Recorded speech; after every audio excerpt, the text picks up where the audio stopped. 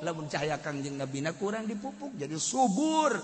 Ai Kangjeng Nabi teh kapan Rasul Allah atuh lamun cahaya Kangjeng Nabi kurang dipupuk Kangjeng Nabi ieu teh sebagai utusan Allah urang lagi atuh bisa sakumaha Kangjeng Nabi mengenal Allah secara hakiki tinggal dinyanyakeun bae di diri urang teh dipupuk ye supaya bener-bener cahaya Kangjeng Nabi timbul mun cara batu cincin mah ieu teh sageus teh dimodif terus digosok engke keluar cahayana disebut naon eta seter seterkeun awak urang seterkeun ya Allah ya Rabb Masya Allah supaya seter cekas bener-bener cahaya Kangjeng Nabi keluar emang kajian Nabi Kangjeng Nabi mah geus tersepen kana dunia lamun urang sodakohna masih keneh diutar diatur eta teh cahaya Kangjeng Nabi saeutik sebab naon Kangjeng Nabi mah lamun sodakoh teh saayana kaboga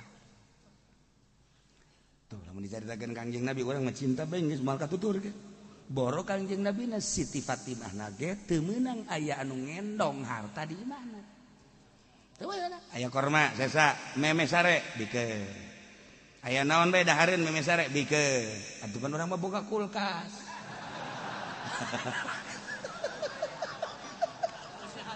ulah Kangjeng Nabi da ulah Siti Fatimah putrina tuturkeun ku sia moal bisa ye embung aya harta nu ngendong embung aya boh naon ya Allah ya Rabb mentek lamun geus aya sinar Kangjeng Nabian cekas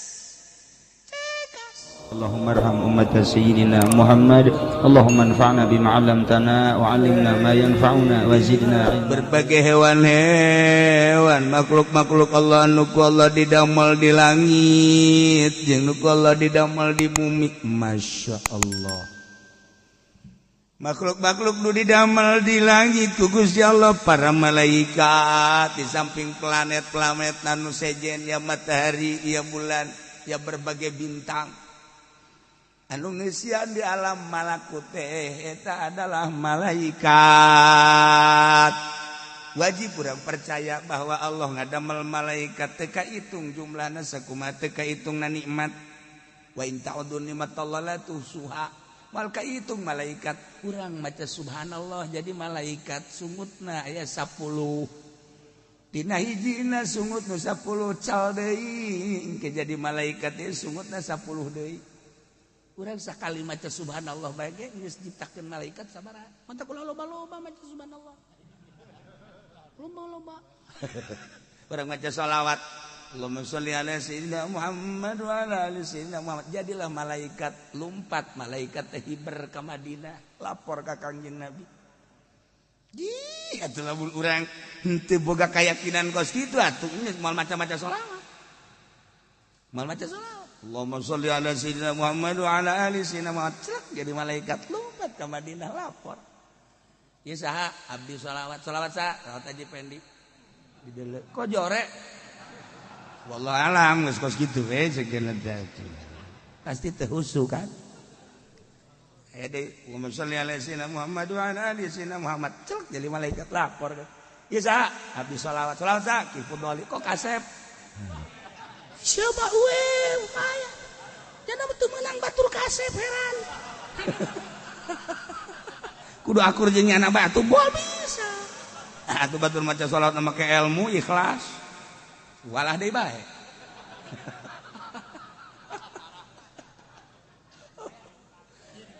ya Allah ya Rabbi komo lamun urang maca dalail mah Jumat ti dieu ka dieu Sabtu ti dieu ka dieu kan kudu ijazah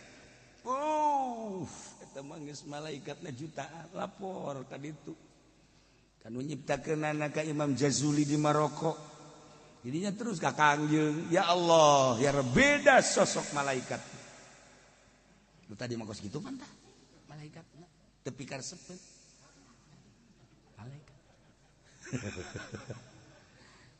cek gara ieu mal maca shalawat leuh parah leuh parah teh baca shalawat teu shalawat urang ngieu mah keur carita mal ka itu urang lamun sosonoan jeung pamajikan kemudian mandi likulikottin malaikatun urang mandi junub nawaitu rafal hadatsil akbar tiap tetes jadi malaikat lapor ka Gusti Allah ye eta lamun sapeting sakali mandina mun 2 kali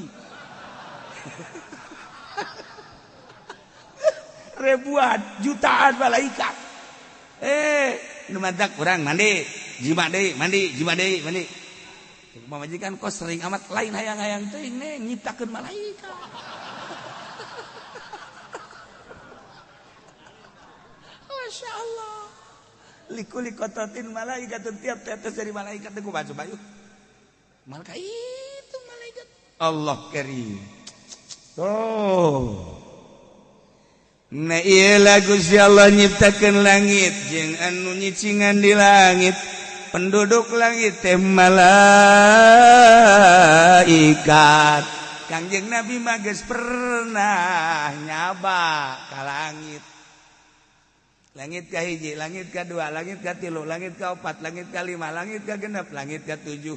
Papanggihan papanggihan Kangjeng di langit ka hiji ka dua ka tujuh sampai langit ka tujuh. Sampaikan ke Kangjeng Nabi teh ka Sidratil Muntaha.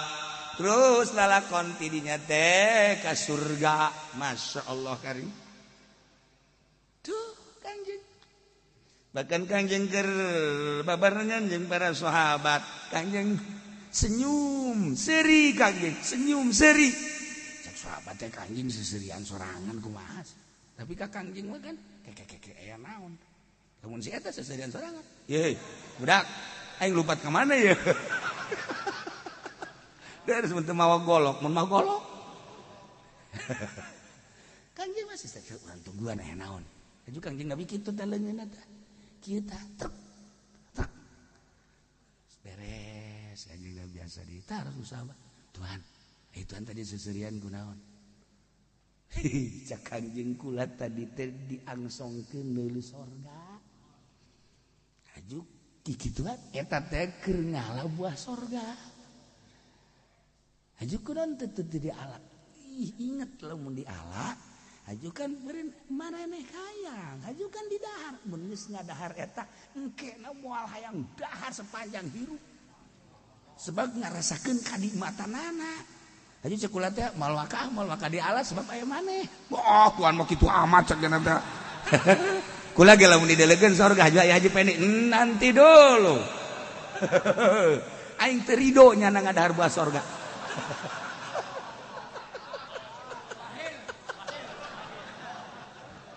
Ya Allah ya Rabb. Eta Kangjeng Nabi inget.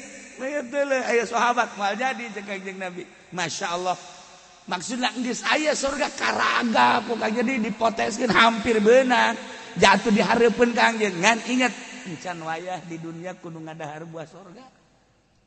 Eta mah jangan yakinkeun sorga geus aya berarti. Ieu teh geus aya tulisan-tulisanna nu aya di majelis ieu teh bakal surga Firdaus, surga Aden, surga macam-macam geus aya. Geus aya ieu teh. Asal tahajudna mah nu bener. Geus jelas. Begitu beres Kangjeng Nabi merengut luar biasa. Pikasieun wajah Kangjeng teh. Ngabiri-giri aja. Naon ieu? Geus beres Kangjeng Nabi biasa dikesang. Tuhan. Geus musieun ditinggalikeun neraka. Masyaallah. Kalabangna tina seuneu, orai tina seuneu, kalajengking tina seuneu. Kangjeng mah kan ningali. Ya. Bahkan penghuni narakana ditinggalikeun. Cari cing sahabat kabeh nu ngajawab. Anna aktsaru ahliha an-nisa. Panglolobana penghuni neraka awewe. Ya Allah ya Rabb cek Kangjeng Nabi. Masya Allah. Di kumaha teu lobana tu awewe mangagoda jasa ka urang. Dan teu ngagoda kumaha? Ya make baju dadana muka. Di kumaha teu ngagodana tuh. Mantap kaji pendik ngacai ge. Ngacai sakuana leubuh ngora. Aya ditutupan dadana, make rok ka dieu, di dieuna dibelah. Kadeuleu keneh bae. Aya nu rapih jasa masyaallah ngan ketat apemna kadeuleu. Nih kumaha coba ayo. Awewe mah ya Allah eta segi pakaian doang encan nu lain-lain.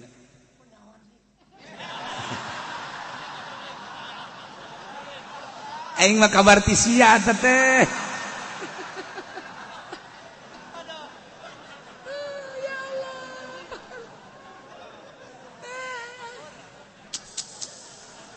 Masya Allah Kangjeng ditinggalikan surga, Kangjeng ditinggalikan neraka. Ya Allah ya Rob. Langsung geus bakal Kangjeng ka langit ka hiji ka dua ka tilu tujuh ka Sidratil Muntaha ka aras. Lengkap Kangjeng. Dek dakwah kumaha Kangjeng geus pernah. Geus pernah nyaritakeun surga geus pernah ka ditu Kangjeng. Bahkan dihandap ge ditembongkeun surga. Neraka cerita neraka geus ditinggalikeun Kangjeng. Masya Allah Kangjeng merangkat cerita langit ka hiji ka dua ka tilu geus Kangjeng ka ditu. Sidratil Muntaha geus aras geus. Masya Allah Kangjeng. Kalau Lauhul Mahfuz teretetna ditingali ku Kangjeng Nabi. Kolak dek ka mana? Dek kumaha? Penghuni surga, penghuni neraka ditembongkeun. Lengkap Kangjeng. Ya Allah. Nah, iya. Gunta gadina peuting jeung berang panjang jeung pendekna peuting jeung berang berikut penghuni langit para malaikat wa ma khalaqallahu bis samawati wal ardh jeung pangjang bumi ku Gusti Allah diciptakeun bumi teh ya Allah ya Rabb. Urang lamun ningali di timur tengah mah beuh nagara teh pinuh ku gunung jeung batu. Urang ningali deui maka dia ke Eropah mah ya Allah ya Rabbi loba tatangkalan. Di Iran geus sakitu suburna beda setik Iran jeung Baghdad. Nya duh kabelah itu ke Uzbekistan mah Masya Allah di samping cuacana ngeunaheun. Wow, tatangkalan pohara. Turki sarua betis sebab saeutik deui ka Swiss. Urang nae di Turki mah aya kereta nu langsung ka Swiss ka ditu. Cakedeung cuma 2 jam kereta api. Deket. Urang negara-negara. Ningali urang di Yordan, Masya Allah eta mah tangkal tin jeung zaitun ambalaya. Dina Al-Quran jelaskan watini wa zaituni wa turi sinina wa hadzal baladil amin. Disabak urang kan itu demi tin demi zaitun wa turi sin. Oh gunung Tursina sepanjang di Mesir terus datang ka ditu turun terus ka naon gitu garana ka Yerusalem. Eta gunung Tursina wa turi sinina wa hadzal baladil amin maka katingali kan kurang subur amat eta Yordan. Ya Allah ya Rabb. Terus berangkat ka ditu ka Yordan katungku ka makom Abu Ubaidah. Paingan Kangjeng Nabi Khidir teh waktu dipanggihan ku salah sahiji wali. Di mana di Yordan, di ditu di deket makom Abu Ubaidah.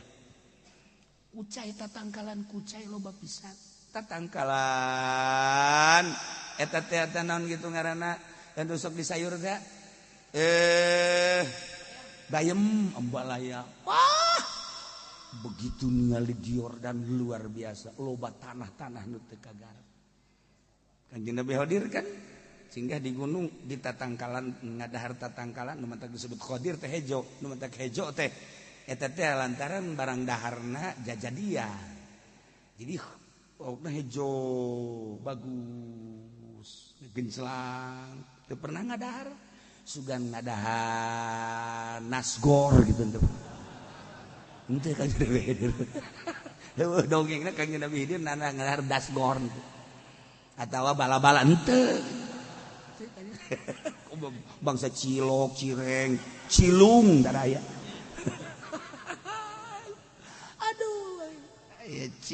cireng nyaho urang.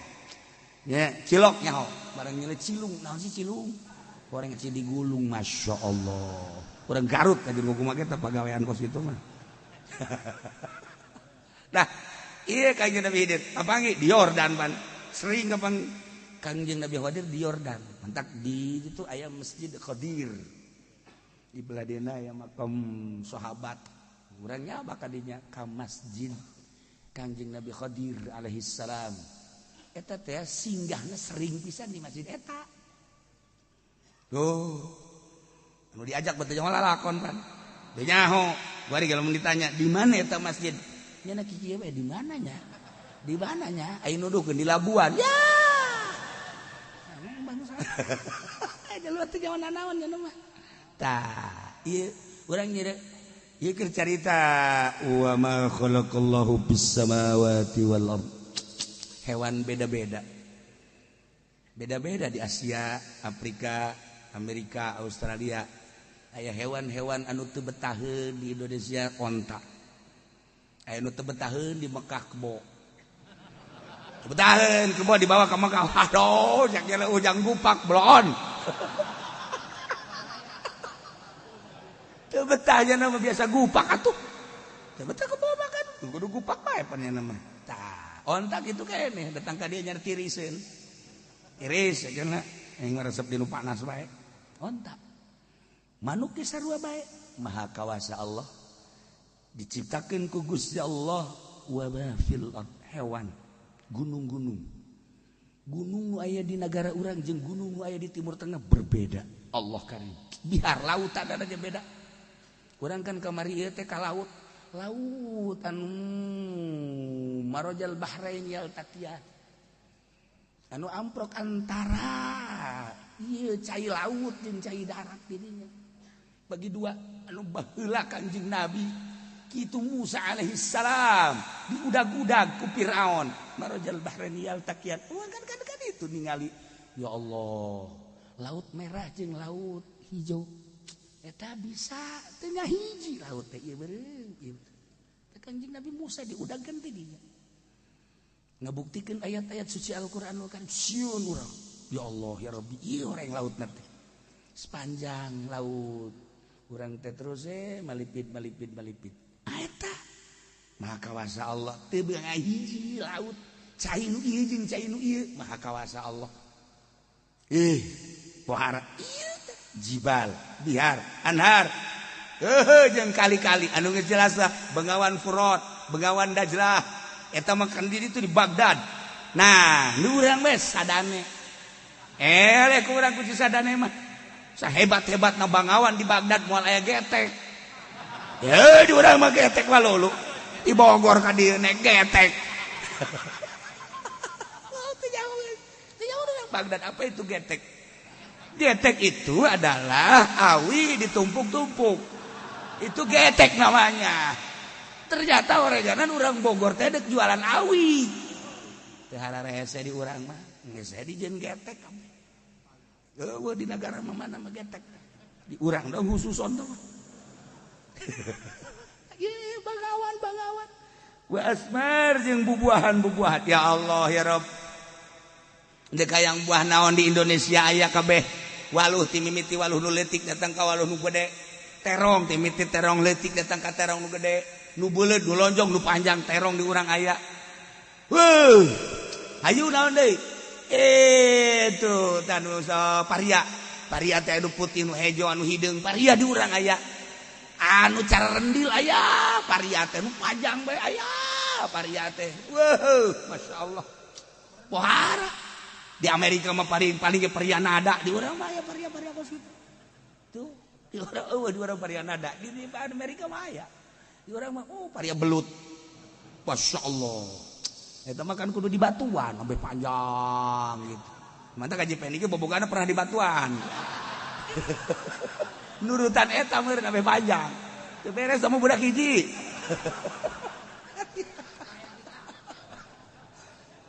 Ya urang naon tuh oyong aya oyong di mana aya oyong di mana aya ieu oyong di urang ya Allah ti mimiti oyong nu leutik datang ka oyong nu tegesan bubuh deh oyong herbis ayo herbis di mana nu aya moal aya di negara batur herbis kuku geus boah macem-macem geus boah sok jualan naon kitu tan bodetan sok bode gentong waluh geus aya di Indonesia mah. Orang Amerika ge orang luar negeri bingungin terlalu banyak. Loh, cau. Ayo geura ge, urang hitungan ge caunya. Cau emas. Ayo geura. Cau Ambon, cau Kepok, cau Raja, cau Nangka. Yo coba tuh. Ayo coba. Kulutuk naon deui? Eta sapecarian sih. Emang orang lembur atuh nyawan. Kami mau orang kota tuh jauh. Jauh ya Allah ya Rabb. Datang ke santri di bere mun ngariung di bere cauna jauh apu geus di dahar. Geus di dahar sama paranti manuk. Paranti manuk itu ku cangkurileung. Mata kayaknya emang aing dianggap cangkurileung geus ya.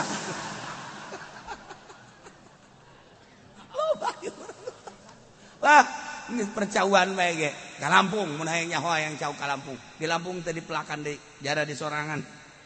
Cak sombong jara di sorangan melak geus diantepkeun melak diantep wah sabaraha hektar cau dibawaan ke Jakarta sapoena sabaraha puluh truk hayu coba di Lampung sabaraha truk puluh truk ke Lampung Masya Allah karim hayu di Merak antri cau malulu hei datang itu nu ngadaharna bakal urang Jakarta mantap anu bagian melakna doang anu bagian ngadaharna doang oh ya Allah Raja beki cau atah ngasak atuh komo nuasak matak eueuh jang rakyat jang raja kabeh nu atah beki nu asa komo sial ta raja goblok eta kolot baheula kulon mikot itu ja aya hiji raja bekina cau atah cicing beta dongeng teh datang ka dieu doang tah ke balik deui nya aya hiji raja bekina cau atah urang ngadaengkeun kan kesel aya nu asak atuh komo Eta dongeng kos kitu teh kolot baheula. Geus sakitu. Aja naon deui atuh geus sakitu cekena. Maksudna naon urang ngadegekeun kolot dongeng. Jadi raja manu atah beuki nu asak beuki eueuh jang rakyat. Oh, kaharti ku urang. Eta mah raja baheula. Eta mah raja baheula eta mah. Raja kuali mah jeung tangkal-tangkalna beuki. Dongeng kolot bisa ada Masya Allah baheula mah nganu atah jeung nu asak doang tangkalna menteu aya-aya nama jeung tangkal-tangkalna daunna kabeh Masya Allah wah harta rajanya karim Allah bisa anda kolot baheula bisa anda ya Allah ya Rabbi dongeng haju ka harti bae mentek Ki Hairun mah ceramah tilok loba gedang hepe manan hepe ku baturna Assalamualaikum warahmatullahi wabarakatuh woi ceramah aja tuh Ki Pudoli mah ceramah 2 jam. Teh Ki Hairun. Assalamualaikum warahmatullahi wabarakatuh. Salam biasa gedang hepe, manan hepe ku batur. Wabillahi taufik wal hidayah. Tapi maknana pohara. Gedang nu mantak hepe eta teh korenganan kajepit ku baturna. Tilok aya gedang kajepit ku nangka tilok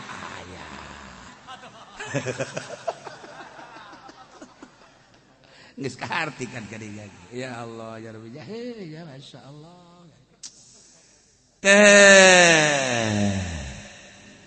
gunta gantina berangjeng peting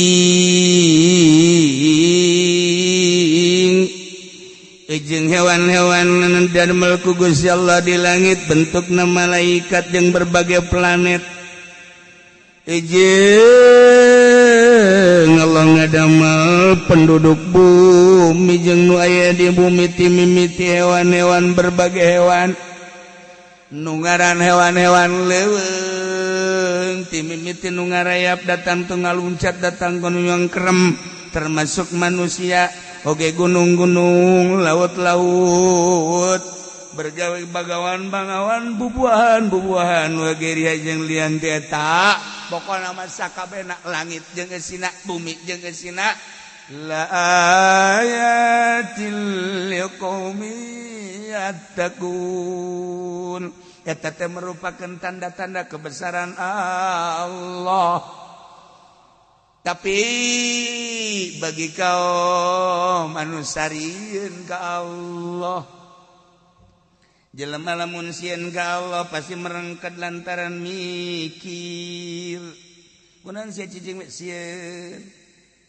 Jelema lamun teu sieun mah pasti moal cicing di imah. Jelema nu sieun pasti lumpat. Sieun ka maung lumpat menghindar tina maung. Jelema sieun ka gajah lumpat menghindar tina gajah. Jelema sieun tina pocong pasti cicing we di imah. Lumpat menyelamatkan diri cicing di imah. sia itu henteu ka mana lockdown sieun aing besi aya corona cicing lah di imah lockdown sorangan instalasi mah listrik tah mah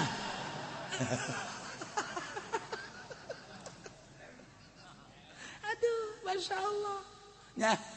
Nah iya supaya orang terisolir tinu sejen jadi berarti orang teh kudu mawas diri tuh kan nah cicing sieun ngaranna sieun geus jelema teh kudu make masker lantaran sieun make masker sieun besi corona lain kurang besi polisi oh gitu polisi lain sieun ka corona siapa sieun ka polisi bener lantaran cenah bejana kudu mere duit 250 boro-boro jangnyan anak aing teh dahar.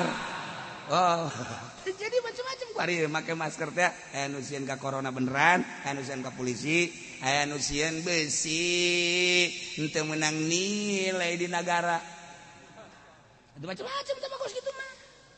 Nah, geus sabodo teh mah. Nah, nu jelas sieun menghindar urang. Sieun menghindar. Sieun ka neraka, sieun. Ngeridit terus. Teka harti kan jelema nu sieun ka neraka tapi masih ngeridit keneh. Teka harti berarti nya teh ngangsongkeun diri sarua jeung kieu. Gusti abdi teh ngeridit, abdi teh apal cak kiai teh, ieu teh ngeridit modal kieu teh dua harga. Ieu teh haram hukumna sebab riba, tapi abdi deuk ngalawan bae ka Gusti mangga besi ku abdi deuk dikejeburkeun ka neraka mah ieu mangga. Sarua jeung kitu. Jelema nu ngeridit sarua jeung mangga-manggakeun dirina ka neraka. Teu kumaha coba aya? Ayo kumaha ieu kan kabeh majority ngeridit kabeh sia ayo da kumaha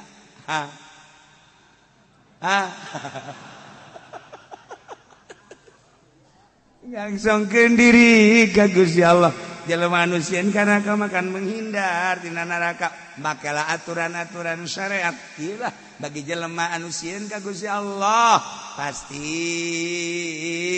berpikir itu langit sanu nyiptakeun lumpat ke mana bae pasti Allah itu panon poe sanu nyiptakeun pasti Allah itu bulan sanu nyiptakeun pasti Allah dongeng-dongeng nata di ditu teh kapan loba aya makhluk aku malaikat sanu Allah masya Allah kali kuari mah di bumi ayeuna nu ku urang katingali ngamparna bumi ya Allah nang nyiptakeun sa Allah berpikir ngaranna yattaqun la ayatil liqaumi yattaqun bagi kaum anu takwa sieun ka Allah pasti berpikir itu gunung-gunung masya Allah satu ketika mah eta gunung teh bitu geuninganna urang nyaho gunung bitu waktu kula di Garut gunung Galunggung gitu. Kabelah dia nama loba gunung nu cek kenean. Aya anu oyag-oyagan taneuh teh pindah datang ka 1 kilometer. Maha kawasa Allah dalil. Tuh, urang deui Lapindo, bari ieu ban murang teh ke taun mana? Pantau Jawa Timur lewat ka Lapindo. Kos kitu horeng Lapindo teh. Ieu ciptaan Allah mah film. Geus pugu guari Lampung loba palawijo termasuk di Banten. Di zaman Belanda teh aya lawang-lawang anu siluman lawang teh. Sebab naon? Eta lawang teh ditutup di jero taneuh aya lawang. Horenganan di zaman Belanda geus ditelusuri di Banten teh ieu teh aya bibit-bibit anu istimewa. Mas urang ningali di Rangkas Bitung, urang ningali di dieu di Baya, urang ningali di kebelah ditu terus eta teh kan aya pintu-pintu kecil lamun ku urang ditingali nu nyahun kan ditutupan ku Belanda. Nu mantep ketika jalan Serang Banten digali teh kok ieu teh aya sesuatu anu henteu bisa diderot. Begitu ditelusuri digali, ieu teh aya besi di handap. Besi kana teh horenganan aya guha. Sieun urang Indonesia punya teliti di jero teh aya guha. Guha buatan Belanda, baheula Belanda 300 tahun di urang 3 abad. Eta teh geus diteliti. Sekian puluh tahun ke depan ieu bakal jadi. Wari kan geus make satelit. langsung ke Banten. Wow, sekian ribu hektar di jerona emas. Masya Allah, ini terjadi. Kuari teh geus jadi emas. Ya Allah ya Rabbi. Begitu kurang ditelusuri di Jawa mah, ya jelema jadi emas, Mas Tono, Mas Kodir.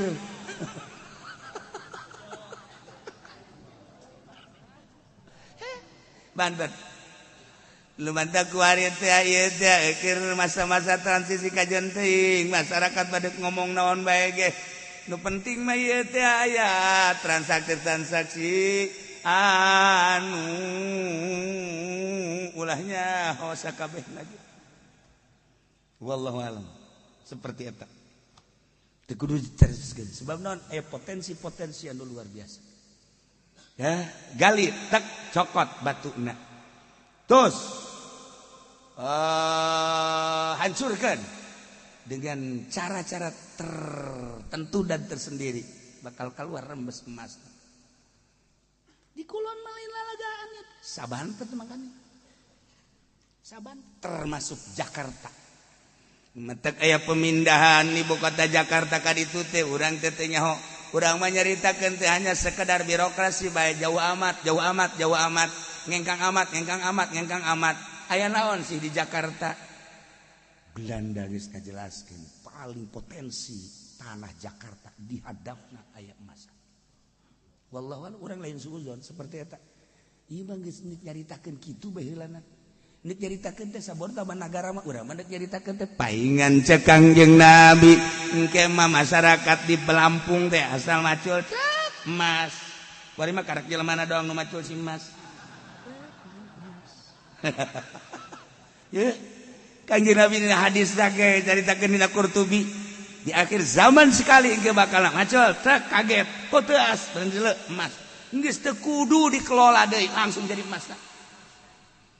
Babunga petani teh dijual jadi sakali mah dibelikan gitu 2 kali loba petani ngajualan emas bae ujung-ujungna emas teh laku engke mah lantaran macul di dieu emas macul di ditu emas teh hasilna sih mah lain emas maculna hasilna emas teu laku sakumaha teu lakuna baheula di zaman kerajaan. Di zaman kerajaan lamun urang maca sejarah kerajaan opak jilid gede mal kaburu sia macana. Wah, haju macana ge kos aja pendi mah lambat. Atuh maca kos kitu bata benda kira tamatna. Urang lamun nyaritakeun kerajaan. Nah, di Banten aya sabaraha kerajaan, di Indonesia aya sabaraha ratus kerajaan. Kunaon sih make mahkotana kabeh ge termasuk Gajah Mada emas kabeh. Termasuk Siliwangi emas kabeh. Kunaon eta make di saat-saat di Batur encan hebat, encan loba emas tapi di Indonesia gelangna emas, di dieuna emas, cincin emas, giwang emas, segala rantena ge emas. Ieu mahkotana ge emas, taretes ku emas-emas jeung brilian berlian eta teh di Indonesia di zaman kerajaan baheula, zaman hese tapi emas sakitu lobana.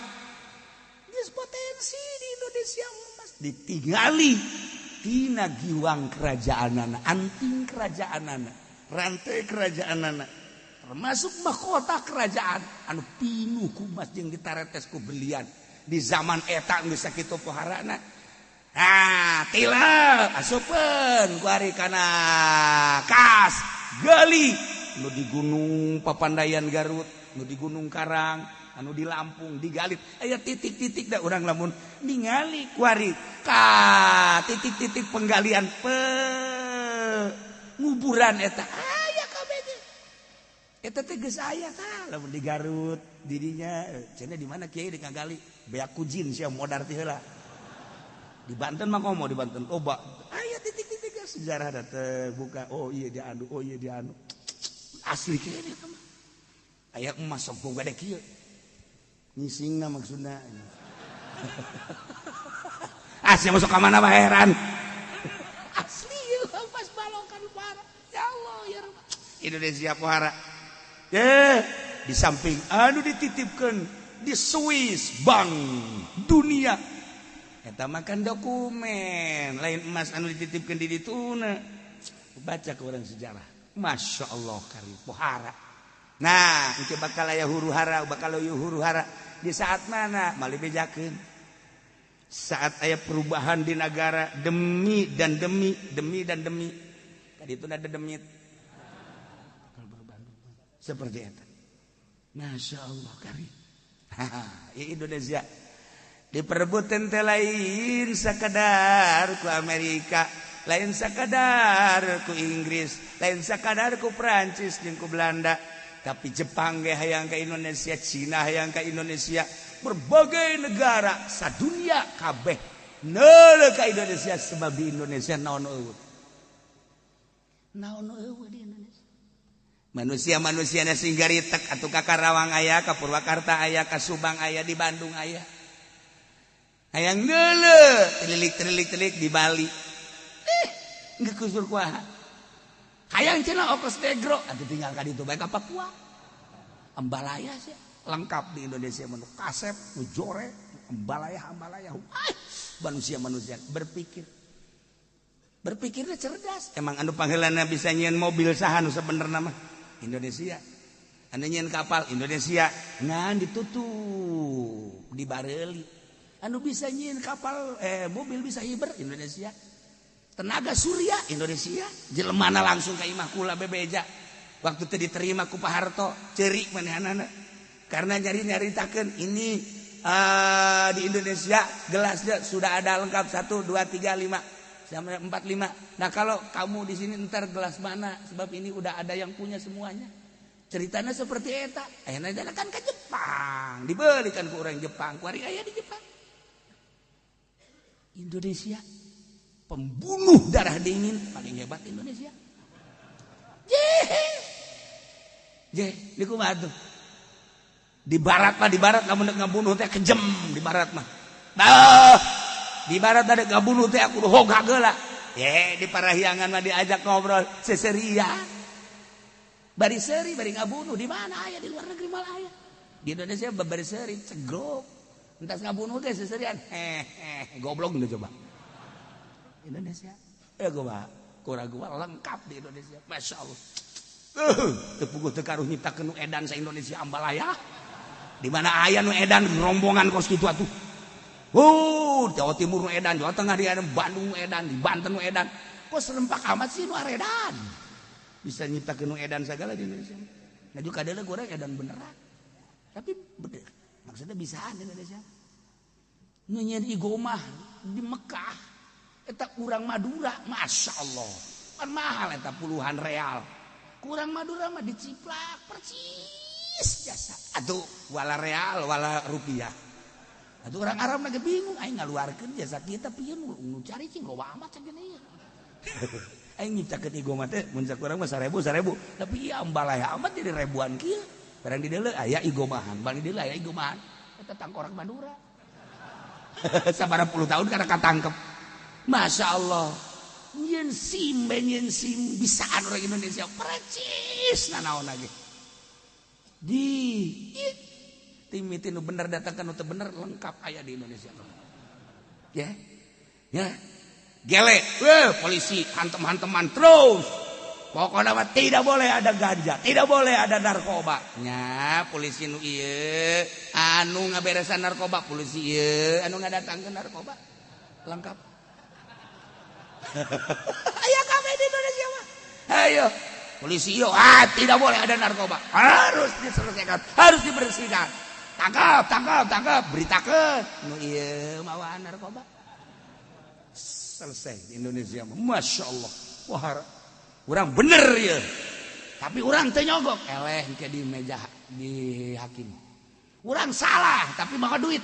Bener. Ieu urang kumaha hebat di Indonesia. Di Indonesia mah jadi presiden jadi putuskeun ti penting di negara mana. Ya keur carita hebat na Indonesia, mah keur carita hebat na Indonesia. Nah, masalah di Indonesia. Jadi bae. Bila perlu memeh subuh lah. Waktu mah waktu wiridan. Indonesia istimewana di Indonesia kurang naon hebatna di Indonesia. Aja kumaha ya kumaha biasa bae. Masalah. Seuri sia. Ieu kan keur carita nyiptakeun ma fil ardi. ya italah ayatil liqaumi yattaqun. Bagi kaum-kaum manusia ka Gusti Allah makan berpikir tatadina ieu bumi teh eueuh, tatadina ieu langit teh eueuh, tatadina alam teh eueuh. Haju lain petet lain jajadianan horenganan diciptakeun ku Sang Khaliq Gusti Allah. Kemudian ku ari urang cicing dina ciptaanana termasuk urang ieu teh ciptaanana. Di akhir ieu ciptaan teh bakal digulung kiamat ngaranna liqaumi yatafakkarun yaqilun yattaqun nusieun ka Gusti Allah tafakkur berpikirnya. Asal ge ti Allah ku ari diurus ku Allah engke bakal babalik ka Allah. Naon hartina atuh urang sesenangan di alam dunia. Jangke bakal babalik ka Allah urang teh bakal dipenta pertanggungan jawab secara pribadi masing-masing. Amal naon salila di dunia teh, pagawean naon salila di dunia. Nyisieun atuh urang jang supaya sieun. Ieu langit diciptakeun, bumi diciptakeun, Allah nyiptakeun surga, Allah nyiptakeun neraka. Ieu teh supaya sieun liqaumi yattaqun. Bagi kaum anu sieun ka Allah berpikir sebab ieu merupakan la ayatin dalil. Kabelah itu nama terus ku Kangjeng Nabi setiap saat, setiap zaman Allah nurunkan Rasul nanti mimiti Kangjeng Nabi Adam, Kangjeng Nabi Idris, Kangjeng Nabi Nuh. Terus kabelah dia Kangjeng Nabi Musa, terus kadina Kangjeng Nabi Isa, terakhir Kangjeng Nabi Muhammad sallallahu alaihi wasallam. Anu mere beja urang teh nyaho teh ti saha ti Kangjeng Nabi. Urang nyaho aya langit ciptaan Allah ti Kangjeng Nabi, aya anu menghuni langit ti Kangjeng Nabi. Ieu bumi ciptaan Allah nyahona ti Kangjeng Nabi. Ieu sagala rupa kemewahan-kemewahan. Ieu teh ciptaan Allah cak saha cak Kangjeng Nabi. Beuh bahagia jelema anu bisa jaba ka Kangjeng Nabi. Sebab Kangjeng Nabi teh cahaya tidak berbagai cahaya. Anta syamsun anta nurun. Anta nurun fauqa nur. Sebab naon Allah nyiptakeun cahaya sakabehna ge ieu teh cahaya Kangjeng Nabi Muhammad. Mun dicaritakeun cahaya-cahaya Kangjeng Nabi Muhammad panjang diri urang ieu teh urang teh aya cahaya Kangjeng Nabian. Nu mantap ketika urang ngadengekeun Al-Qur'an teh ieu teh kok ngeunaheun dijelas-jelaskeun sebab naon aya cahaya Kangjeng Nabi. Ketika urang nyaritakeun sorga kabita aya cahaya Kangjeng Nabian. Ketika urang nyaritakeun neraka ngerejet sieun aya cahaya Kangjeng Nabian. Komo lamun cahaya Kangjeng Nabina kurang dipupuk jadi subur. Ai Kangjeng Nabi teh kapan Rasul Allah atuh lamun cahaya Kangjeng Nabi kurang dipupuk Kangjeng Nabi na ieu teh sebagai utusan Allah urang na ge atuh bisa sakumaha Kangjeng Nabi mengenal Allah secara hakiki tinggal dinyanyakeun bae di diri urang teh dipupuk ieu supaya bener-bener cahaya Kangjeng Nabi timbul. Mun cara batu cincin mah ieu teh sageus teh dimodif terus digosok engke kaluar cahayana disebut naon eta seter. Seter, ikan aja pending mata mah boro-boro seter dibentuk kayak encah, dibentuk heula, set, ragaji heula, set, ulah akan dipake, poles, seter, set, cara kipu doli, kan saya seteran, haji pending, atuh seteran, nyana mah hasud bae, asal batur bae nu bagus, dikieu bae, dah, kudu nyana bae nu bagus, ada, masya Allah, geus atuh ngaji bagus lah batuna batu seter lah. Geus kajen ngan geus bagus dah ngan batuna ieu mah batu gunung. Kan batu teh batu hias. Geus jelas tah makan rubi itu teh kan batu hias teh. Ya, nu hejo teh ada teh ngaranna. Jamrut eta kan ngaranna batu hias. Anu biru teh naon ngaranna? Sapir eta kan ngaranna batu hias. Eta kan jelas. Atawa kuari di kulon teh ngan ti kali naon? Maya sia maja. Nah, itu orang Cina ya kali maya, urang mah maja bae atuh. Kali itu batu kali maja. Cek kali maya. Urang goron haju nurutan cek kali maya. Jadi cacadelan tolol. Maja atuh mah. Itu bagus. Ya, nu hebat makan dibawa ke Jepang, kemudian diolah, timbul dikaduniakeun di puluhan juta dipasarkeun. Eta batu. Nah, Haji Pendi mah ieu mah batuna batu kolar. DJ. ku hayang-hayangna ieu mah jadi boga batu cincin geus lain batu hias ge ku jadi dijieun batu teu daek seter teu daek kan seter batu kolar atuh biasana ge jang ngecor ada Gusti Allah lagu gas ieu ayat sinar Kangjeng Nabian nah komo di bulan Mulud ye supaya ster angsongkeun ka muludan ya Nabi salam alaika ya Rasul salam alaika ya Habib salam alaika salawatullah alaika anta syam nah iya kan gina hendak aya seteran yang jawab kurang beres muludan teu dibere berkat bendu terna ka mana seterna goblok dasar tadi dah diciptakeun tina batu kolar teu daek seter geus anta Samsun anta Badrun lagi geus urat lagi geus tetep teu daek seter kan Aiki Putali mah ceramah nyana asrokol nyana balik teh diberkatan kok bendu tuh bendu tuh si eta teh mah nu ngomong nama mah hasud teh Ki Putali mah biasa bae ye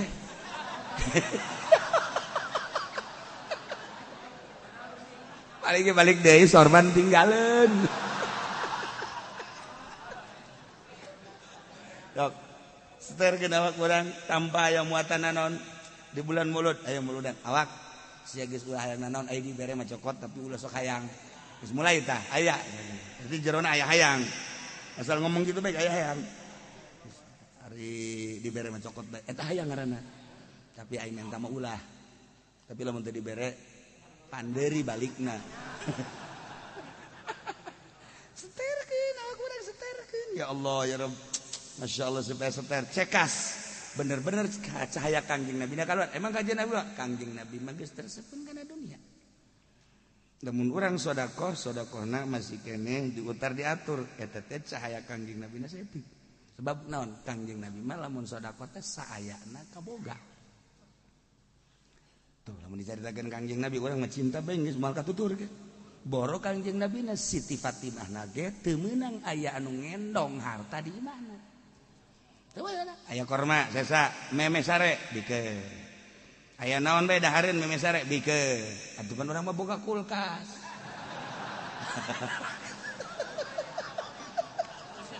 ulah Kangjeng Nabi na ulah Siti Fatimah putrina tuturkeun ku sia moal bisa ye embung aya harta nu ngendong embung aya boh naon no aya aki-aki datang ka Kangjeng Nabi lantaran geus 2 poe teu dahar teu nginum menta cek Kangjeng Nabi aduh poe ieu kurang teu boga pan kitu dongeng didongengkeun kapan diunggal kitab teu boga cek aki-aki teh masyaallah kula jauh ieu teh masyaallah kari datang ka dieu mannya ieu make prasaban sagala Kangjeng Nabi oh cek Kangjeng Nabi tadi tuh ka Siti Fatimah cok ka putri kaula Assalamualaikum waalaikumsalam kula dipiwaran ku Kangjeng Rasul ka dieu naon 2 poe tinggi nya jauh nya teu dahar boga anak boga pamajikan boga anak boga pamajikan boga incu si aki make tungket-tungket aja ya Allah ya Rabb cek Siti Fatimah kok Gusti Rasul ngutus ka dieu pan nyaho meureun Gusti Rasul di imah teh eueuhna naon ya kumaha sih Gusti Rasul emang eueuhna roti sugan asa semplek eueuh korma sugan asa balat teu aya ya Allah tapi berpikirnya Siti Fatimah moal pati-pati nitah Kangjeng Rasul lamun encan ka idrok boga pikiran gitu kan putra ka bapak sebab Kangjeng Rasul diteangan ku janda di imah mah geus oh iya meureun ye aya Fatimah keneh nu mere Fatimah binti Hamzah ieu teh nu mere kalung 20 gram oh iya meureun dibikeun jeung wadah-wadahna ya kieu si aki barang deuleu masyaallah wah dibeja ka Kangjeng Rasul dibere naon ieu cenah dibere ieu ye jual apa ulah terserah teh dijual teh geus milik anjeun Kangjeng Rasul kan pohara eta ka idrok aya di imahna nyelap ka kongkorong dibikeun kabeh urang mah palingnya lamun deuk dibikeun teh mah dipetel ulah kabeh dipetel saya teh sanaon gara-garana samata ya ngan boga ieu nah ya besi dorakan samata bae tah sia tah kan itu jang dahar mah urang mah pada gekos gitu kan ieu mah teu kabeh di Fatimah geus teu mikiranna naon eta putrina lah masyaallah karim langsung bae aya Abdurrahman bin Auf dijual muhun gede dijual hargana saadag-adag 20 uang dinar emas ditambahan ku 100 dinar perak ditambahan deui ku roti ditambahan deui ku daging onta parantinyana ieu geus balik dibikeun cak si akit ya ieu mah tuh lain beubeulian ku sieu mah ja ieu mah teh sampai 20 gram tapi ieu mah ku onta bae ge enggeus segera balik ka ditu cak si aki masyaallah nya ngadoa ka Gusti Allah ya Rabb mudah-mudahan dibales Gusti Allah ieu nu mere terutama Fatimah geus beres amin cek Kangjeng Nabi nu ngaminana Kangjeng Nabi kurang doana cek Kangjeng Nabi mudah-mudahan dibales ku Kangjeng Nabi ku Gusti Allah tidak beberean ieu ulah cak kitu atuh ngadoana cek Kangjeng amin ditambah deui mudah-mudahan diasupkeun ka surga ku ikhlasna beberean tah eta nu pentingna mah cek Kangjeng Nabi surga amin insyaallah deui atuh tambahan tah nu meulina ge mudah-mudahan dibales ku Gusti Allah mudah-mudahan dibere surga amin cek Kangjeng Nabi ngamina ieu mah bong abang jadi kiai nu ngadoana budak teu amin bong aing mah paneng kiai kudu aing pe nu ngadoa pokona di lembur ieu mah aing jadi imam aing adzan aing khatib aing doa satungtung hirup aing aya keneh di dieu awas ya lamun ka mimbar dikontrak ge mah ku aing sial teh mah kiai goblok Kangjeng Nabi jawab amin amin bae amin kita dongeng lagi gitu balik bari cerik bunga meureun bubulanan saksi aki ieu mah cukup sakieu geus beres bubar Abdurrahman bin Auf langsung ngutus aham ngaranna abidna ya maneh ka ditu bejakeun ieu ti kula kitu bikeun deui ka Fatimah bikeun deui ka Fatimah jeung maneh sebagai abid dek dibikeun ka Kangjeng Nabi langsung supaya ngahadam di Kangjeng Nabi.